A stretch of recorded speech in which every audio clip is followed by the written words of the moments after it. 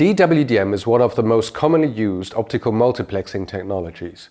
But does that mean you can just use any DWDM transceivers with the multiplexers? If you want to find out more, stick around. With DWDM, we obviously have the different grid spacing. So in other words, we have the 200 GHz, the 100 GHz and the 50 GHz channel spacing.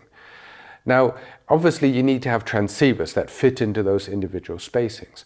But in the 100 GHz spacing, so the most commonly used DWDM technology, you actually also need to pay attention which transceivers you use. Let me explain. Now, when we're talking about a 100 GHz DWDM multiplexer, the 100 GHz refers to the channel spacing. So what you can see here basically are three filters, and taken from the center of those three filters, the spacing between these individual channels is exactly 100 GHz.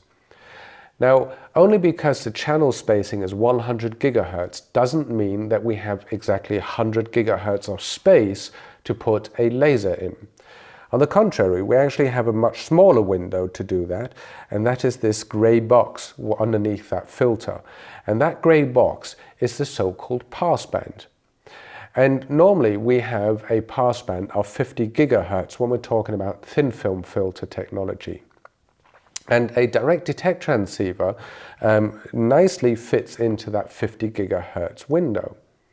Now, the point is, if we're talking about 400 gig and above coherent transceivers, the laser actually is that little bit broader, so that it can be that it is borderline outside of that 50 GHz passband window.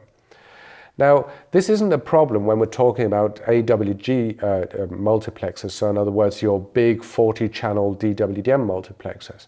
However, when you're talking about the lower channel count multiplexers, so 4, 8 or something like that multiplexers, then it actually is or can be a problem. It doesn't mean to say it doesn't work, but it's sort of the borderline, so it is that insecurity if it will actually work.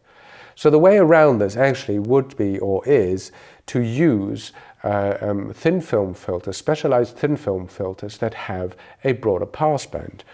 And so you can actually then, with specialized thin film filter technologies, you can achieve a passband of 75 GHz. So in other words, as you can see here in this drawing.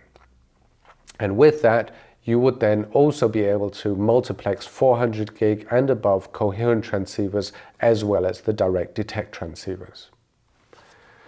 So, I hope you learned something today. If so, please leave a comment. Also, let us know if you have any experience with this sort of topic. So, I hope to see you soon. Thank you very much for watching. Bye-bye.